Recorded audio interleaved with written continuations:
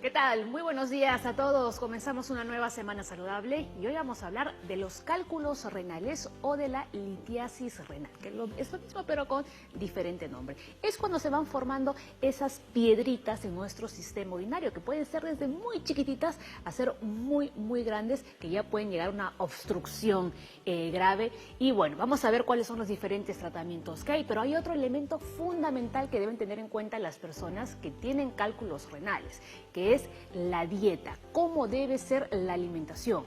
Ingerir mucho líquido, comer bajo de sal, eliminar ciertos tipos de carnes. Bueno, todo eso y más lo vamos a averiguar enseguida. Empieza la Junta Médica.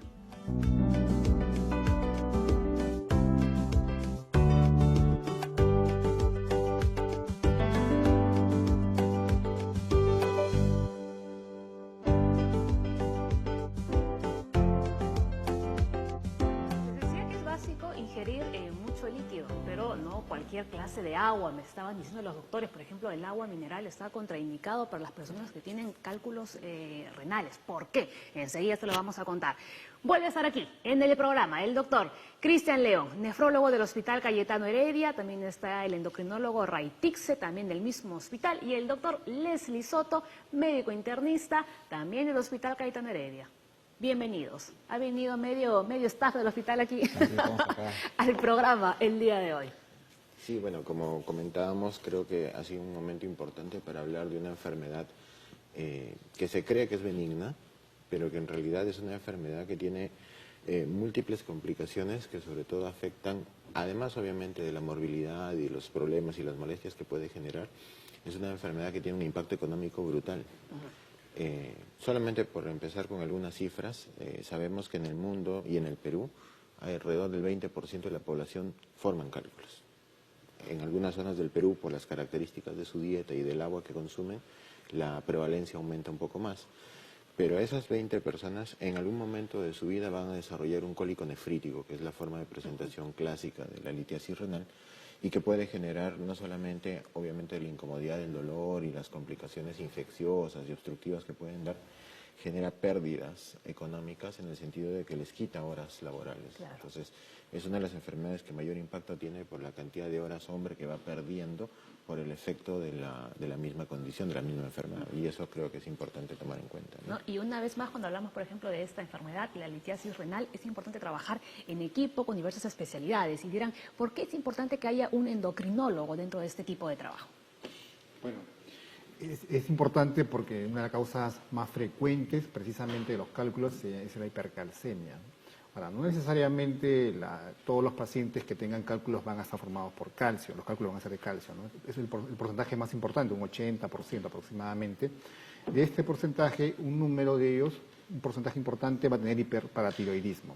La hiperparatiroidismo es una enfermedad que se da por exceso de hormona paratiroidea, que es una hormona que se encuentra acá en la parte del cuello, parte delantera del cuello, y que va a formar, si era ese caso, esta hormona va a hacer mayor retención de calcio, y eliminación del calcio también por la orina, lo cual favorece estos cálculos, ¿no? Y otras enfermedades también, como hipertiroidismo, acromegalia, etc. Y doctor Soto, yo decía que pueden haber de todos los tamaños, ¿no? Estas piedras que se forman en el sistema urinario. Sí, hay varios tamaños, si son menos de 1 centímetro pueden eliminarse incluso por la vía urinaria, pero hay cálculos muy grandes del tamaño del riñón. Si uno parte el riñón tiene varias zonas, que son los cálices, una cosa así como en 3 partes, y todo esto llenecito de cálculos. Son cálculos que parecieran, por ejemplo, las astas de los alces, por ciertas bacterias. La idea acá es que el cuerpo va a producir ciertas sustancias de acuerdo a la dieta que uno va a ingerir, y el riñón tiene que filtrarlas para botarlas. Entonces, cuando uno en la dieta come demasiado de algo, y ese algo podría ser, por ejemplo, calcio, mucha sal u otras cosas que vamos a ver ahora, pueden hacer que se comience a juntar todo esto y formar las piedritas, de acuerdo pues, a varios factores que vamos a analizar. O también lo otro es que lo puede filtrar, pero no lo puede botar. Entonces, o produce mucho o no elimina, al final me quedo con la piedra adentro. Entonces, la idea ahora es ver la dieta, que es fundamental, y algunos factores de riesgo para que las personas puedan evitar tener ese tipo de cosas. Exacto, ¿no? Así que, bueno, estamos en vivo, así que todas las consultas que puedan tener, ya lo saben, envíelas a las cuentas de Junta Médica en Facebook y Twitter, o también pueden llamar al 619-0670. Aquí tenemos a la Junta Médica para que puedan responder todas sus dudas. A ver, la litiasis renal se produce cuando aparecen cálculos, es decir, las piedras en los riñones y en cualquier parte del aparato urinario. La hipertensión, la diabetes y la obesidad se asocian a un mayor riesgo de padecer cálculos renales. Cuando el cálculo produce obstrucción y un cuadro clínico grave, puede provocar insuficiencia renal aguda y se requiere atención urgente. ¿No? Correcto. Muy bien. Y con la ayuda de unas imágenes que vamos a ver a continuación, ¿nos pueden ayudar a explicar dónde es que se van alojando estas piedrecillas que se empiezan a formar? A ver, doctor León. Claro. En realidad, el sistema urinario está conformado, además de los riñones, por el sistema excretor, ¿no? Y el sistema excretor son esas imágenes que se ven ahí en pantalla, que es la pelvis renal, que está conformada por lo que bien dijo el doctor Soto, que se denominan cálices, que son como unas pequeñas copitas, los uréteres, que van y desembocan directamente a la vejiga, y evidentemente también está la uretra o la zona por donde se elimina la orina hacia el exterior. Los cálculos se forman en el riñón y se pueden alojar en cualquiera de esas zonas de la vía urinaria, desde los cálices, desde la pelvis, desde el uréter y hasta la vejiga misma, inclusive la uretra. Ahora, el dolor, el cólico renal, no se produce cuando el cálculo está alojado en el riñón o en la pelvis renal, sino cuando empieza a migrar. Y empieza a migrar y al estar en su pasaje por el uréter, que es un conducto bastante estrecho, va a encontrar unas zonas más estrechas donde se va a atracar, por Y ahí es ponerle cuando duele. un término, digamos, bastante coloquial. Entonces, ese cálculo que termina impactado, atracado literalmente en el uréter, es el que produce inflamación y la consecuencia del dolor que se da en el paciente. Entonces, el cólico renal no se produce porque el cálculo esté alojado en el riñón, sino en su pasaje a través de la vía urinaria, en cualquiera de las zonas o las estrecheces anatómicas que tiene la vía urinaria. Entonces, el paciente puede tener múltiples cálculos en el riñón y ni cuenta se da. Así es. La gran mayoría de veces es asintomático y esto lo puedo refrendar en base a observaciones que se han hecho, por ejemplo, en autopsias de personas que fallecieron por cualquier causa y que nunca tuvieron en su historial médico antecedente de litiasis o de cálculos al riñón, y eso se ve que van presentando litiasis sin haber tenido el historial médico previo de litiasis, ¿no? Muy bien, ahora vamos a ver el dato 1 y 2 para seguir con la conversación con los médicos. A ver, cuando las litiasis son recurrentes o debidas a factores genéticos, pueden provocar una insuficiencia renal crónica a largo plazo. La mayor parte de los pacientes con tendencia a formar cálculos tienen algún trastorno en la absorción, metabolismo o excreción de los componentes de los cálculos. O sea, puede haber también un componente genético ahí, ¿no? De hecho, que todos los pacientes que forman cálculos tienen un componente genético. Y yo quería, antes de darle pase a mis colegas, decir dos cosas respecto a la insuficiencia renal, ¿no? La litiasis renal como tal puede inducir dos formas de insuficiencia renal, la aguda y la crónica. La aguda se da cuando desafortunadamente el cálculo, por ejemplo, se impacta en la uretra y no permite la salida de la orina, y por retrodifusión de la orina regresa hacia los riñones y produce insuficiencia renal. Eso se llama uropatía obstructiva. O la otra forma es que se obstruya un solo riñón, o sea, que tenga la mala suerte el paciente de tener un solo riñón y ese único riñón se obstruya y eso produce insuficiencia renal aguda. Y eso es una urgencia urológica. Por eso bien decían los colegas que esta es una enfermedad de manejo multidisciplinario, porque no solamente estamos involucrados los nefrólogos, los endocrinólogos, sino también los urólogos. Exacto. Y la otra cosa es que el paciente que tiene litiasis obstructiva crónica no tratada evoluciona finalmente a la insuficiencia renal terminal con necesidad de diálisis. Exacto. Litiasis renal es una causa de insuficiencia renal terminal, si bien no está dentro de las causas más importantes, pero de hecho que es en el Perú la cuarta o quinta causa de insuficiencia renal terminal y que hay que tratar de evitar, evidentemente, ¿no? Doctor Tixe, ¿una alimentación basada en qué clase de alimentos puede desencadenar una litiasis renal? Bueno, puede ayudar a esto porque el exceso de sal, o cuando hay hipervitaminosis, por ejemplo, utiliza exceso de vitamina D. Entonces, a veces hay pacientes que de manera innecesaria lo usan. ¿Y los suplementos vitamínicos que a veces uno compra en la farmacia también? Claro, a veces cuando no está en una prescripción clara, se puede tomar en exceso calcio. Y el paciente de por sí puede tener exceso de calcio en la orina, o en la sangre incluso. Entonces, si esta persona desconoce este hecho, lo que está pasando en su metabolismo, entonces puede tener exceso de calcio y esto favorece la formación de cálculos. El otro que tiene que ver es el exceso de carnes rojas, por ejemplo, ¿no? Sobre todo cuando son calcios que son derivados del ácido úrico.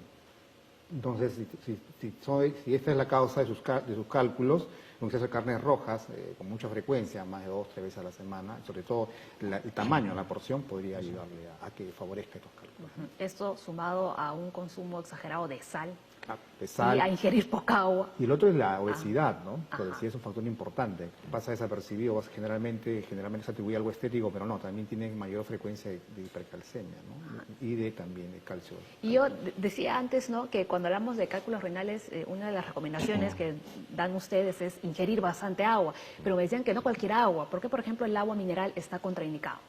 Generalmente, si estas personas tienen esa tendencia a formar cálculos, entonces esta agua mineral tiene minerales, ¿no? Por ejemplo, calcio, ¿no? Un poco de Exacto. fósforo, sodio. El exceso de sodio también va a exacerbar este cuadro. Entonces, ¿qué deben tomar? Agua hervida.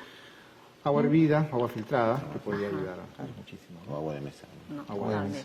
A ver, doctor Soto, más cosas. Más cosas, lo que tú mencionaste, a consulta van muchas mujeres de 40 años a decir, me falta calcio. Es verdad. Y ya se están tomando calcio por su cuenta. Y también vitamina D. Si estos pacientes tienen pues esta tendencia genética para formar cálculos, lo pueden formar. Hay muchas personas que sin querer no comen bien y están pues, me compré la vitamina A, B, C, H, D, todas las vitaminas del mundo se las compra. Y esas personas no se dan cuenta que están hipervitaminándose con vitamina D, metiéndose más calcio sin necesidad. Entonces eso tenemos que evitarlo. ¿Y cómo puede saber una persona que está bien de calcio, que no necesita más? Bueno, hay dos cosas. Una, que en sangre se mide la cantidad de calcio, pero lo malo es que el calcio también sale de los huesos y uno lo va absorbiendo. Entonces, tener calcio en sangre normal siempre lo va a estar normal, pero el depósito es el que está mal. Entonces, hacemos una densitometría ósea, por ejemplo, para checar qué tan descalcificado estamos, y eso sí va a requerir calcio para poder calcificar lo que se está descalcificando. En sangre, usualmente, cuando tú te mides la sangre, siempre va a estar el calcio normal, porque el cuerpo tiende a tener en sangre todos los niveles normales de todas las sustancias. Entonces, eso no me dice que me falta calcio. La gente que le falta calcio por enfermedades como el hipertiroidismo, que le sobra, y otras enfermedades que le quitan, es decir, una operación de tiroides y por A o B ya no está produciendo calcio, o ya no está manejando el calcio, estas pacientes requerirían calcio. Pero Adicional. Claro, son personas que ya tienen una enfermedad de fondo. Alguien normal no debería estar así. Muy bien. Hacemos nuestra primera pausa en el programa. Al volver continuamos con toda la información que tenemos para ustedes.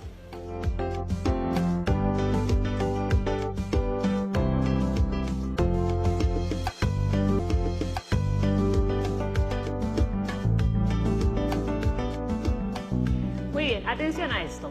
La litiasis renal a veces es asintomática por años, pero cuando se presenta el dolor, este puede llegar a ser insoportable, ¿no? Como decía el doctor León, generalmente cuando los cálculos están en el riñón, como que no fastidian mucho, pero cuando ya empiezan a trasladarse a otras zonas del sistema urinario, ¿no?, ahí empiezan los dolores.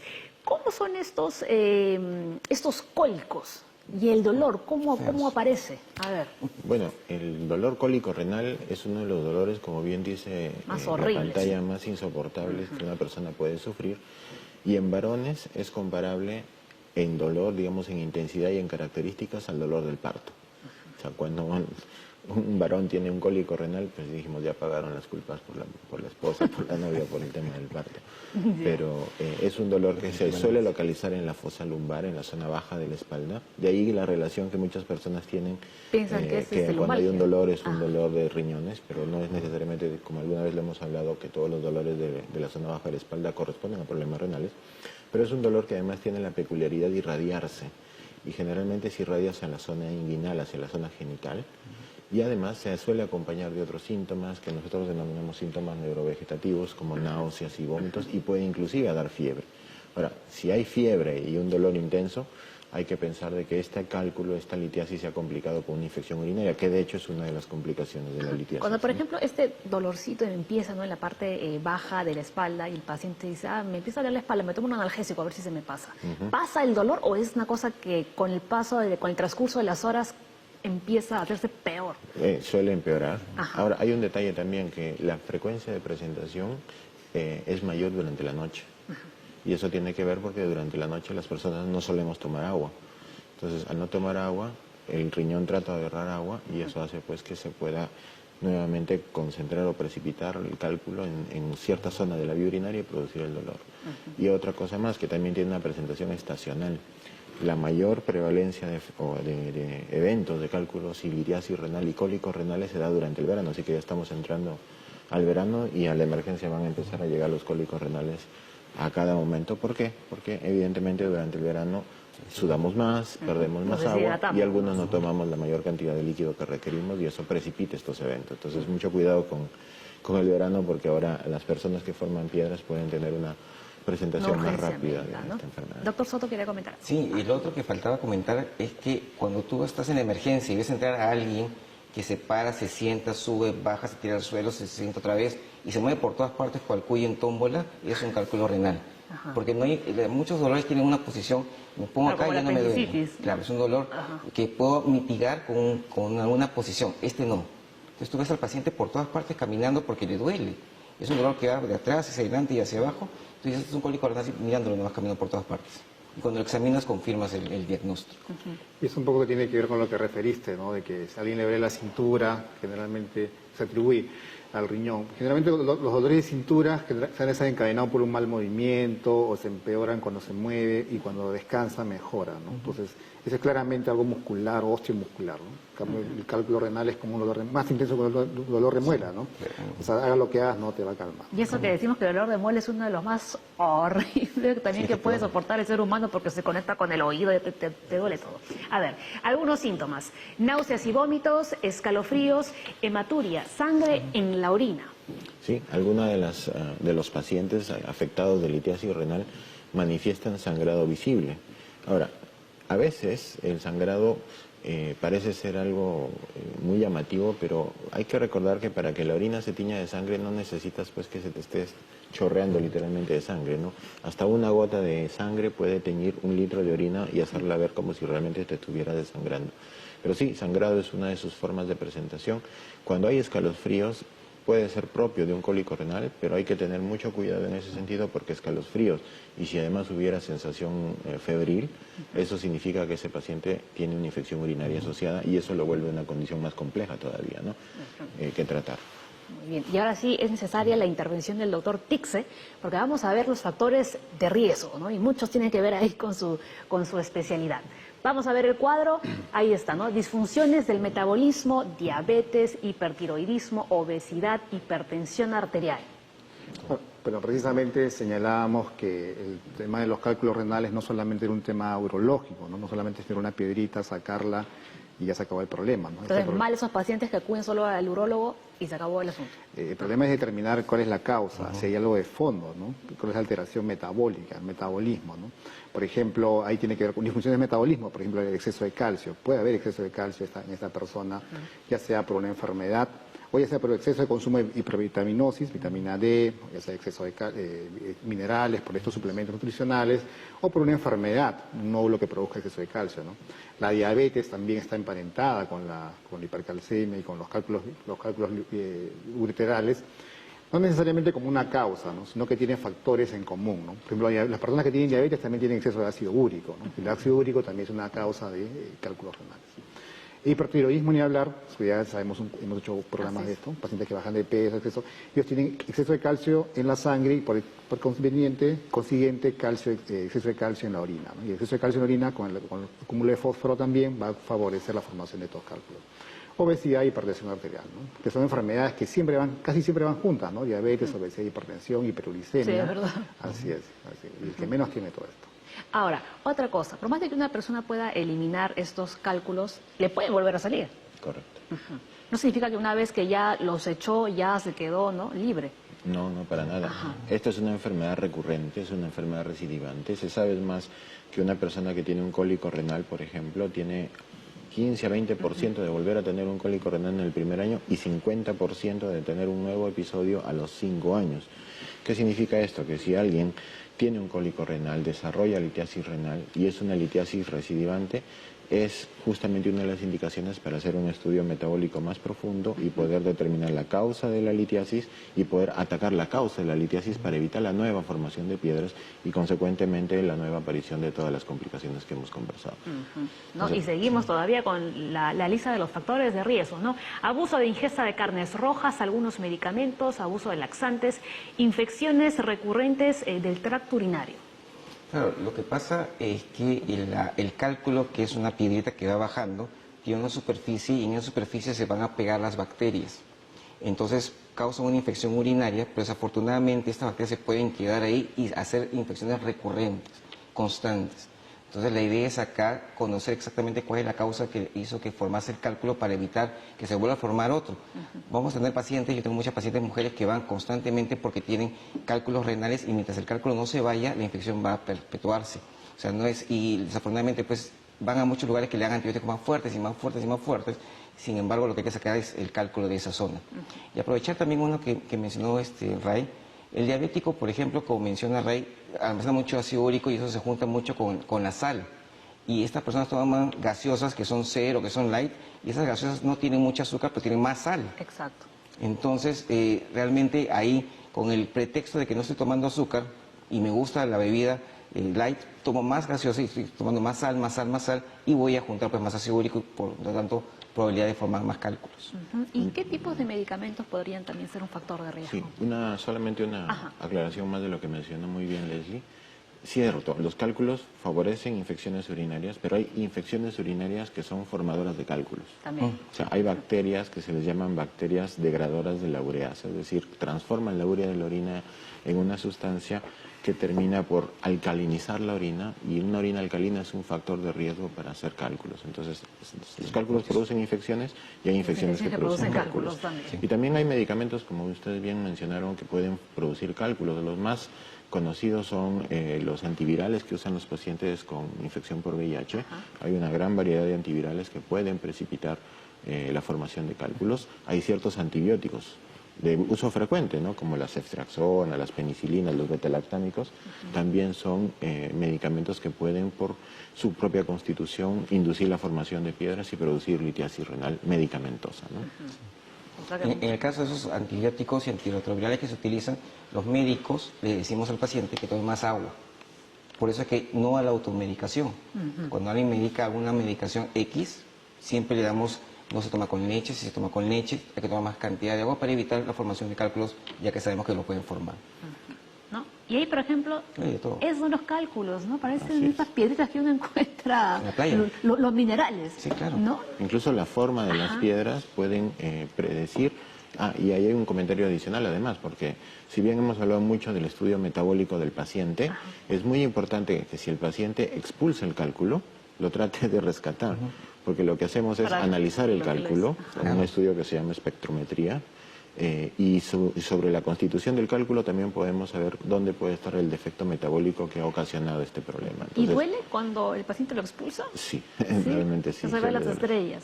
Claro, como tú ves ahí la forma no es redondita, bonita. Claro, tiene como aristas. Claro, entonces a la hora que baja, por eso es que hay sangrado porque raspa el uréter, y a la hora que sale va a raspar también la parte del meato urinario y va a haber un poco de sangrado y dolor. Y el tamaño, ¿no? El tamaño. Claro. Medio centímetro. Sabemos desde que son súper chiquitines, no sé qué decía el doctor, ¿qué tamaño puede ser? ¿Un puño? ¿Un cálculo? ¿Te puede ocupar casi toda la tranquilamente vejiga? puede alcanzar los 5, 8, 10 centímetros, es decir, alcanzar el tamaño una cosa total así. de la vía urinaria, ¿no? La vejiga también unos piedrones. ¿no? Claro, y hemos visto a veces en situaciones muy extremas toda la vejiga ocupada por un cálculo. Sí. Por Dios. Entonces, de hecho que eso estamos hablando de situaciones extremas, pero que se puede dar, ¿no? Lo frecuente es encontrar piedras Ahí pequeñas, vemos, ¿no? entre 5 o 1 centímetro, o las más grandes de 5 hasta 8 ¿Cuántas centímetros. piedras han logrado encontrar, por ejemplo, en un paciente? La mayor cantidad de cálculos que le Bueno, han podido sacar a... Pienso que eso es relativo, eso es variable, pero sí hay personas, como hemos mencionado, que forman 1 o 2 piedritas, y hay personas que son formadoras múltiples de cálculos, y el tamaño y el número van a variar en función de qué, en función del estado metabólico del paciente, en función de la dieta que siga haciendo y en función de la cantidad de agua. Entonces hemos dicho claramente que una persona formadora de cálculos es tal vez una indicación clave que tome al menos 2 o 3 litros de agua. Ya dijimos el tipo de agua también, para evitar que se formen estas cosas. Y hay 2 situaciones además que hay que tener en cuenta. Un cálculo en un niño es una situación que tiene que alarmar al padre porque hay algo de fondo que no está bien y que tiene que tratarse prontamente. Y un cálculo en un adulto mayor también hay que alarmarnos porque eso podría ser indicador de un cáncer, por ejemplo. ¿No? No sé si... No. Claro, la causa más importante de hipercalcemia sérica, o sea, en sangre, es el exceso de calcio fabricado por neoplasias, ¿no? Sobre todo en las neoplasias, cánceres de mama, pulmón o de próstata también, una manera de presentarse precisamente con estos síntomas. Y cuando ese es muy exceso, en exceso estos valores de calcio van a dar síntomas, ¿no? Como viene a ser mucha sed, mucha orina, una baja de peso también. Calambres, problemas Y musculares. síntomas de deshidratación. Claro, y enseguida vamos a ver si los tratamientos son iguales tanto para los niños, ¿no?, como para los adultos. Pausa en el programa, ya regresamos.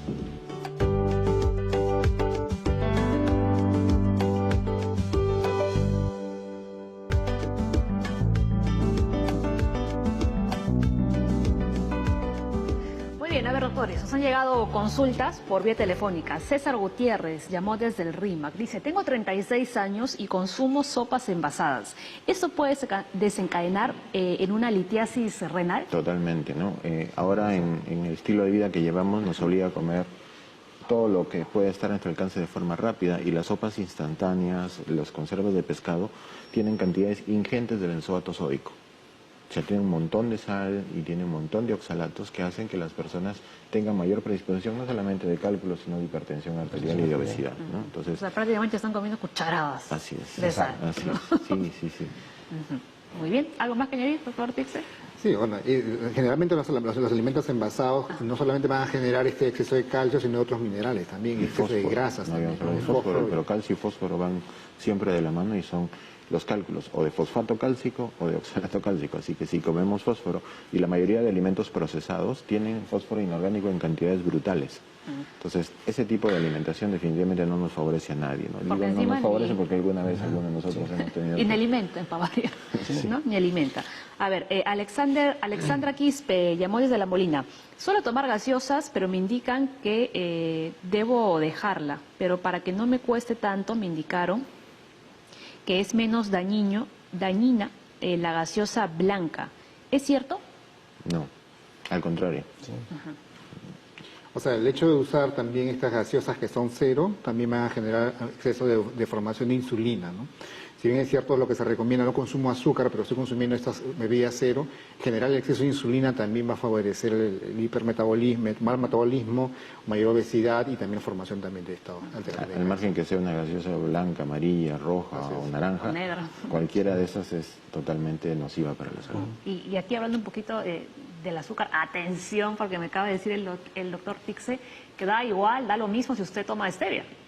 Bueno, sí, los edulcorantes, ¿no? Antes se pensaba que era inocuo, o sea, que no hacía daño, ¿no? Sin embargo, cada vez ha ido demostrando de que no, más bien también hace daño, también incrementa pues la insulina, ¿no? Si bien es cierto, ayuda en el cambio de, uno tiene un hábito de consumir determinada cantidad de azúcar y de pronto pasar a no consumir azúcar o a líquidos sin... Claro, es como que muy drástico, ¿no? Muy drástico, ¿no? Te puede ayudar en este cambio, pero no es que usando edulcorante yo no estoy haciendo ningún daño también. El edulcorante altera el metabolismo y genera también daño, ¿no? Ujú.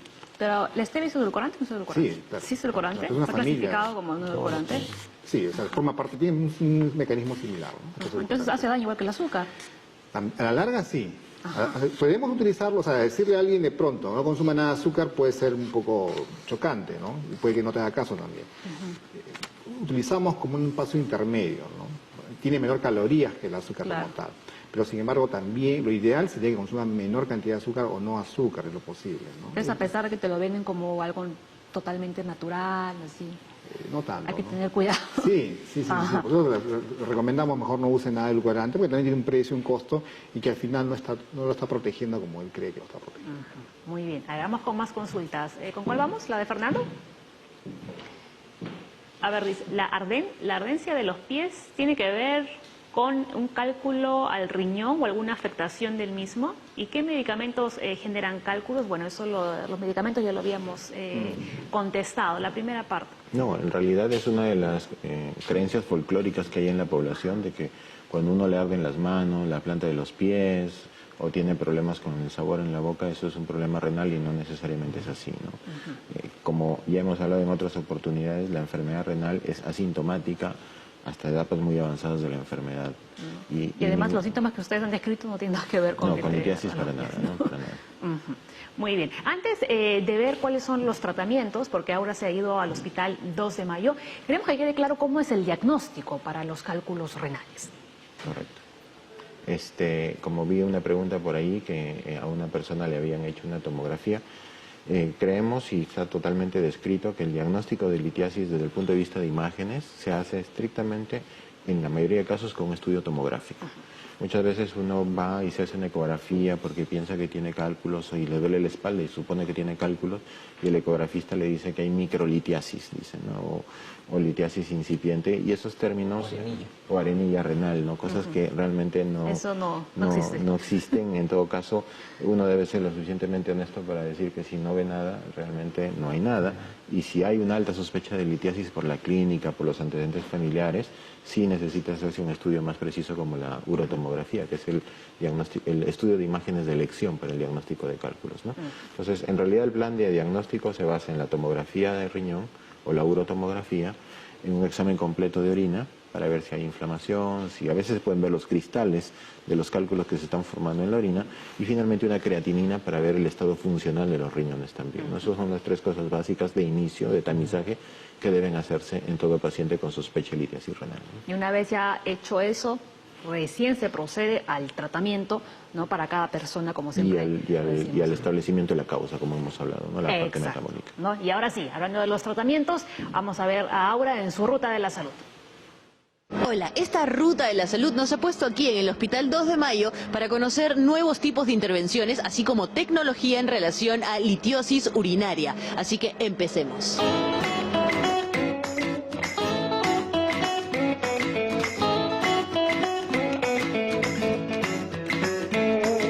Bien, ya estamos arrancando nuestra ruta de la salud y hemos ubicado al doctor Medina, que nos va a contar sobre cómo se puede hacer el diagnóstico de la litiasis urinaria, o más conocido como cálculos renales. Doctor.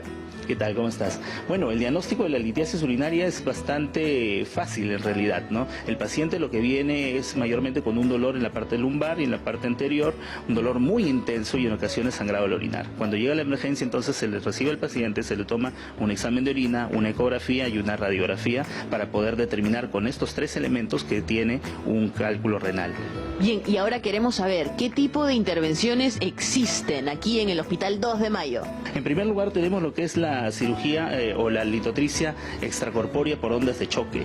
Acá podemos ver una imagen, por ejemplo, donde está el cálculo localizado en la parte del uréter. Este es un catéter, un doble J que se pone para evitar el dolor en el paciente, y lo que nosotros hacemos con la máquina es ubicar dónde está el cálculo mediante un eje de coordenadas. Podemos ubicar que el cálculo está aquí y luego la máquina hace unos disparos para poder destruir ese cálculo, ¿no? Finalmente nosotros le hacemos un seguimiento y comparamos la imagen inicial con la imagen final, y posteriormente el paciente lo va a eliminar de forma progresiva.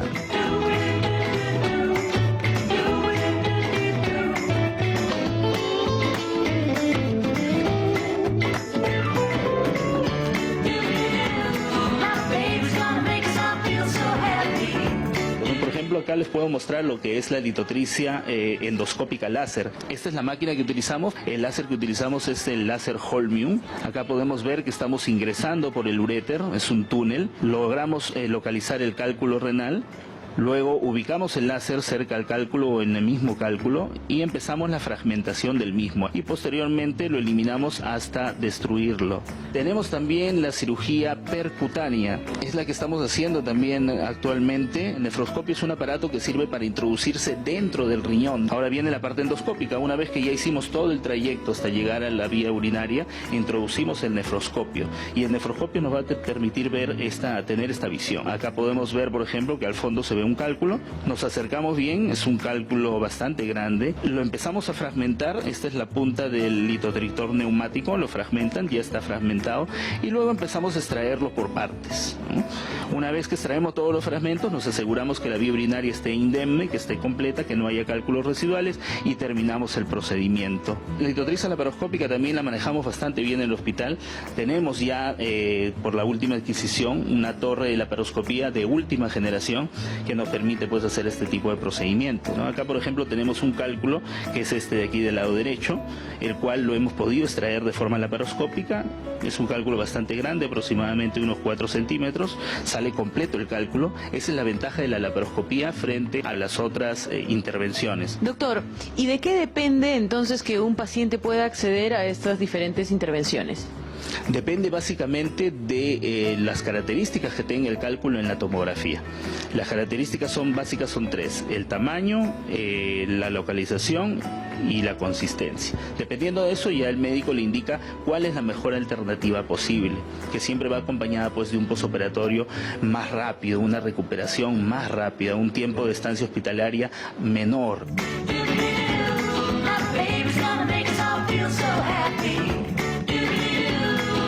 Bien, y para ir cerrando nuestra ruta de la salud, ¿qué nos puede comentar sobre el posoperatorio? Sí es cierto de que son más rápidas las cirugías, y las ventajas definitivas en el posoperatorio es, primero, la disminución del dolor, segundo, la disminución del tiempo que el paciente permanece en el hospital, se acorta también.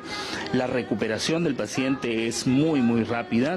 La recuperación puede ir desde 2 días hasta 5 días. En una semana el paciente está completamente recuperado. Y estéticamente o cosméticamente también tiene su ventaja, porque ya los cortes son mínimos, ¿no? Bien, doctor Medina, muchísimas gracias, la verdad nos ha instruido sobre los diferentes tipos de intervenciones que existen aquí para los cálculos renales en el Hospital 2 de Mayo. Así que, Paola, regresamos contigo al estudio y terminamos nuestra ruta de la salud. Muchas gracias. Chao. Gracias, Aura. Bueno, cómo ha evolucionado también, ¿no?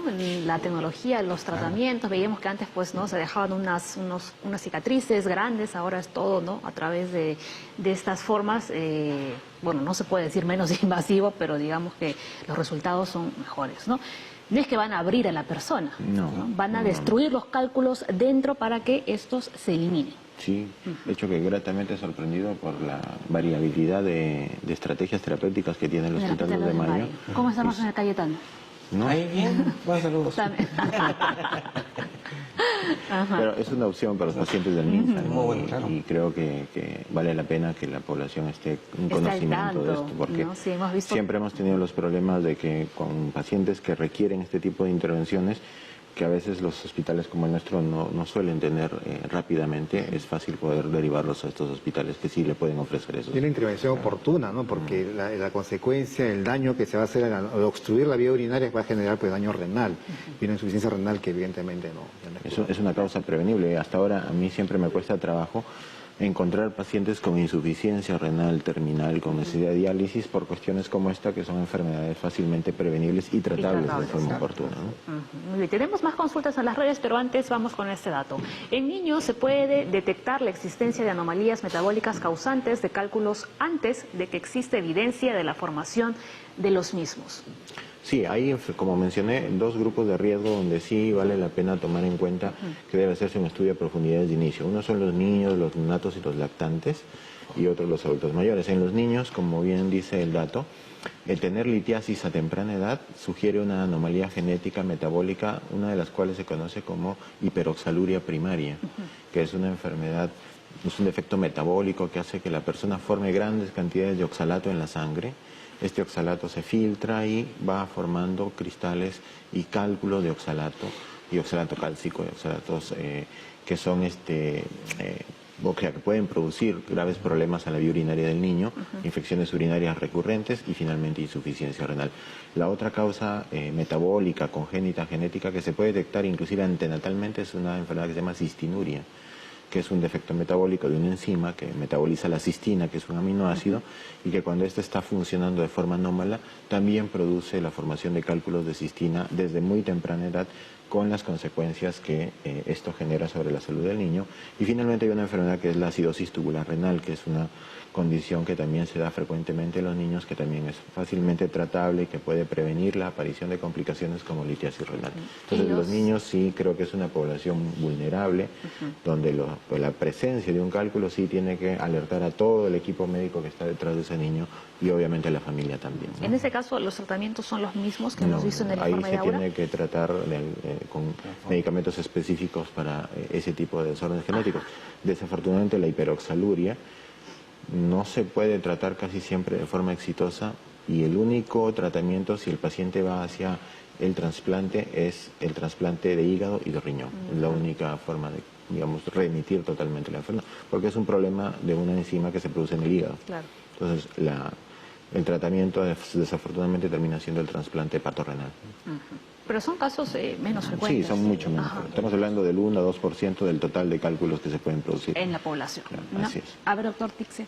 Bueno, en los adultos mayores, como se señaló, el otro espectro, Ah, ¿no? verdad, sí. El otro espectro no solamente es la mayor frecuencia de neoplasias, o sea, de cánceres, como ya mencioné, sino que algunos de estos cánceres también van a producir una hormona, ¿no? Paratormona-like. Es decir, la paratormona es una hormona que se fabrica acá en la glándula paratiroides que se encuentra en el cuello, pero algunas neoplasias, como un cáncer de pulmón específicos, ¿no? Van a producir una paratormona-like que estas van a elevar también los valores, pues, de calcio, ¿no? Entonces, una hipercalcemia en un adulto mayor, también aparte de descartar hipertiroidismo primario, un adenoma paratiroides, también descartar una neoplasia, ¿no? Y de acuerdo a esto, indicar un tratamiento, ¿no? Muy bien. Ahora, hablando de los adultos mayores, ¿estos tratamientos tienen alguna contraindicación a una determinada edad o se puede realizar sin ningún problema?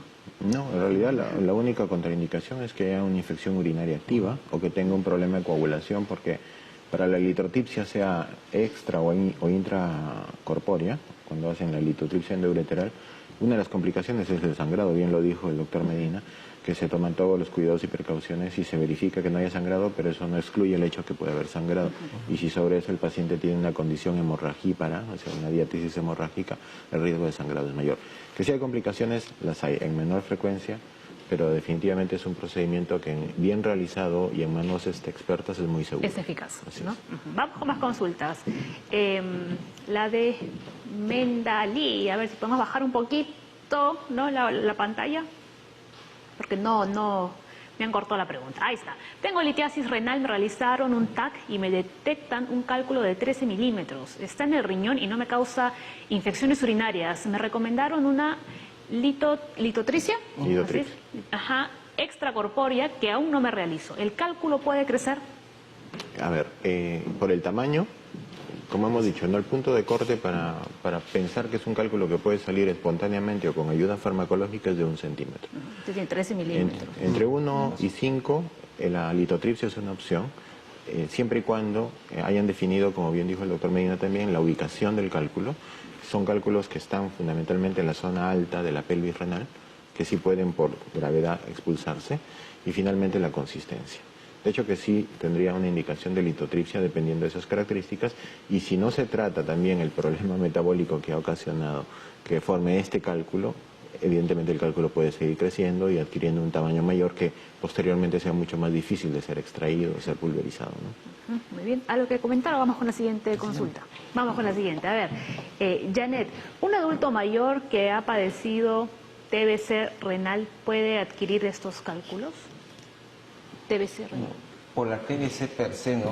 O sea, en el sentido de que todo el mundo que tenga TBC tiene cálculos, pero hay un grupo que sí puede hacer cálculos. Es una población pequeña, pero sí lo pueden hacer, igual como también se puede llenar el riñón de ciertas sustancias que también es amiloidosis, que es otra enfermedad que puede haber ahí. Eso también va en el sentido de que cualquier anormalidad urológica, sea adquirida o congénita, puede condicionar la aparición de cálculo. Entonces, hay pacientes que hacen tuberculosis renal que desafortunadamente la vía urinaria queda enferma por el proceso inflamatorio que desarrolla esta bacteria, y esa vía urinaria enferma es más susceptible de formar piedras. Así como a gente que tiene, por ejemplo, doble sistema pielocalicial o que tienen un solo riñón por hipoplasia de uno de ambos riñones, también tiene más riesgo. O sea, cualquier anormalidad urológica adquirida o congénita también es un factor que puede predisponer la formación de cálculo. Bueno, el otro que también la tuberculosis es infrecuente, pero puede presentarse con hipercalcemia, ¿no? Hay granulomas productores de hipercalcemia. Un poco frecuente en el caso de los pacientes con TBC, pero sí se da. En este caso, ¿qué debería hacer este señor que es un adulto mayor?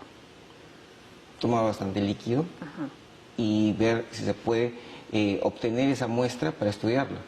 Y de acuerdo a eso puede hacer una buena dieta para evitar que ingiera mucho de las sustancias de que está formado el cálculo. Muy bien. Nueva pausa en el programa. Ya, bueno, por la hora ya la última, y seguimos con más consultas que nos continúan llegando a las redes sociales.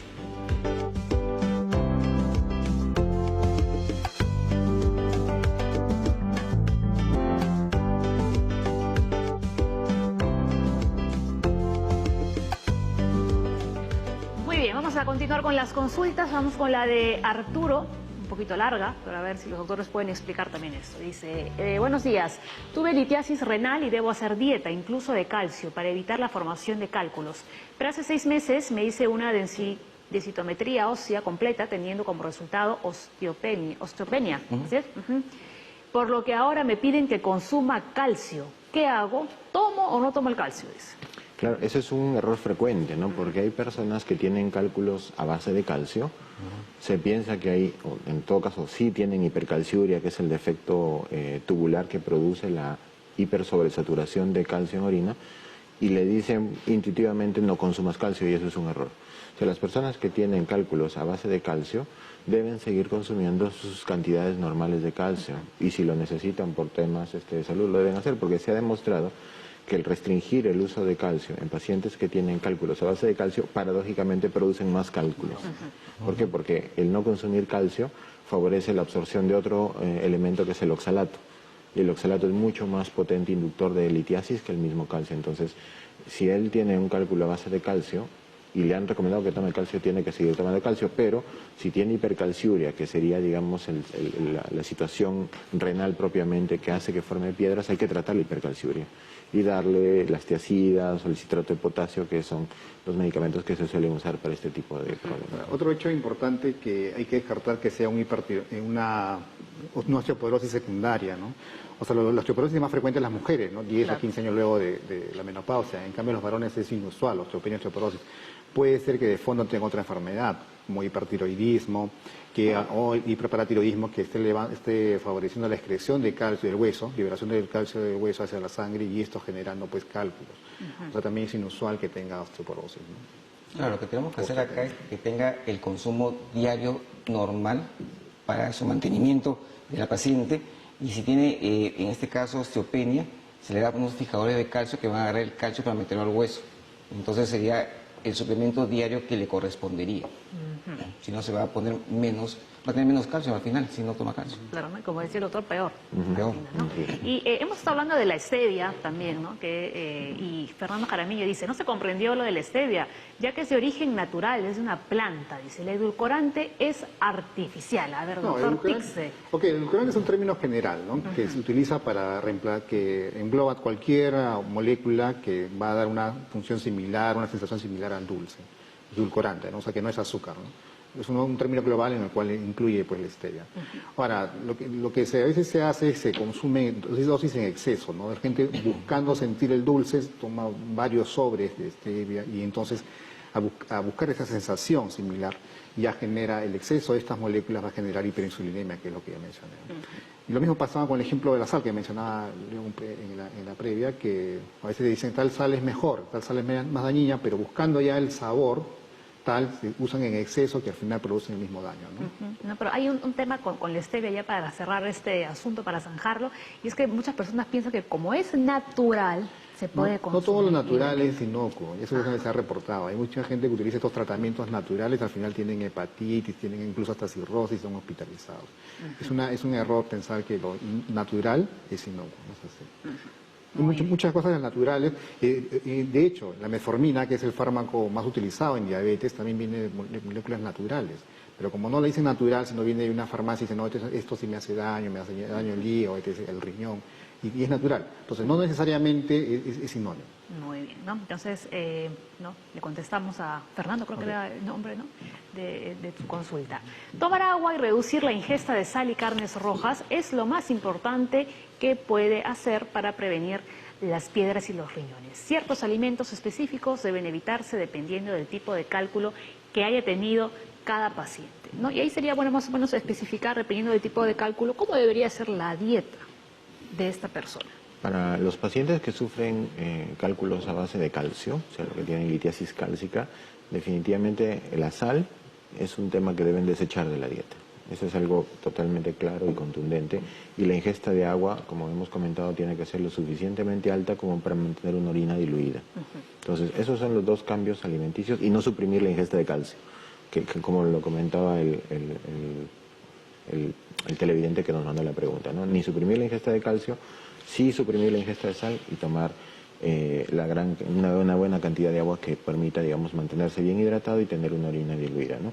Tal vez sobre lo del ácido úrico, ¿puedes comentar algo? No, sí, por ejemplo, las dietas que son ricas en carnes rojas, en mariscos, vino tinto, vísceras, pueden tener una carga muy alta de ácido úrico. Lo malo es que tenemos la mala costumbre nosotros que no comemos tipo gourmet. Cuando comemos o almorzamos, comemos tipo trabajador de construcción civil. Entonces el plato pues es un super plato. Entonces la cantidad inmensa que se come de sal, de ácido úrico y otras cosas más es bastante alta. Elevado. Entonces, cuando se menciona dieta, como hemos mencionado también varias veces, no es matarse de hambre, es comer en forma ordenada las cosas. Entonces esta persona va a tener que comer menor cantidad de ciertas sustancias para evitar los cálculos. Y lo que la gente no sabe es que la comida, todas las cosas que uno come tienen sal. Exacto. Solamente que uno está acostumbrado a más sal. Pero cuando uno comienza a acostumbrarse a comer bajo de sal, le siente el saborcito que sentía antes. Pero es poco a poco, no de un día para otro. Es como que la gente que hace dieta y come verduras, al día siguiente no quiere comer nada de verduras, al día siguiente no, y al tercer día siente las verduras sumamente agradables, ricas. Es que uno tiene que variar poco a poco y eso el cuerpo se acostumbra. Solo un dato, por ejemplo, muy práctico, ¿no? Las personas normalmente necesitamos entre 6 y 10 gramos de sal al día. Ese es nuestro requerimiento diario. Una pieza de pan, un pan francés, supera. Tiene 6 a 7 gramos de sal por unidad. O sea, uno come 2 panes al día y ya de lejos pasó la cantidad de sal que requiere. Y eso, y alimentos que ingerimos, o comidas que ingerimos, galleta de vainilla, por ejemplo, que es dulce, aparentemente tiene sal, ¿no? Ni hablar del pan. Entonces, ya en ese tipo de alimentos uno está ingiriendo cantidades ya suficientes de sal. Se calcula que la dieta peruana tiene 16 gramos, eso uno consume 16 gramos de sal al día, entonces muy, muy alta, ¿no? De hecho, y si algo le falta sabor, le echan más sal. Entonces, claro, porque encima, imagínense que aquí a los peruanos nos gusta comer muy condimentado, ¿no? Y es muy clásico añadir a los aderezos esos caldos de pollo, de carne. El glutamato monosódico, ¿no? Perdón que diga la marca, pero es la única conocida. El Ajinomoto, el sillao, todo eso tienen cantidades muy grandes de sal, ¿no? Entonces, y eso, o sea, no solamente le ponemos sal, sino también le ponemos otros componentes a base de glutamato monosódico que terminan haciendo una dieta súper salada. Peor. Sí, hay muchas personas que la comida no llega a la mesa y ya está con el salero en la mano. Ni lo prueban y le echan sal a todas las cosas. Y no se dan cuenta que a la larga, porque uno cuando está joven no siente nada, pero a la larga la presión arterial comienza a subir, eso está mucho más elevada, debuta muchas veces gente con infartos, hay personas actualmente de 35 años que van con infartos al hospital, hay personas de 40 años que van con accidentes cerebrovasculares, cosa que se debe presentar pues, a los 60, 70 años por la misma edad, pero no, están acelerando la presencia de eventos cardiovasculares que deberían no estar en esa edad. Muy bien, a ver, nos quedan minutitos para cerrar el programa, las conclusiones finales, o mejor dicho, las recomendaciones que le darían a los televidentes. Bueno, a mí me gustaría llamar un poco la conciencia a las personas de que la litiasis renal es una enfermedad frecuente, ya lo hablamos, es prevalente y de carácter prevenible fundamentalmente, y además que tiene que ser abordado de manera multidisciplinaria. O sea, si alguien tiene cálculos, idealmente tiene que ser evaluada hasta por 3 especialistas, como hemos hablado, que incluye al nefrólogo, al urólogo y al endocrinólogo, y que la base del tratamiento y la prevención de la litiasis es, además de la dieta, una adecuada ingesta de agua y poca ingesta de sal, que son cuestiones que no solamente van a prevenir este problema, sino otras enfermedades que pueden ser incluso letales, como las enfermedades cardiovasculares. A ver, me están diciendo algo de la chancapiedra, ¿qué es eso?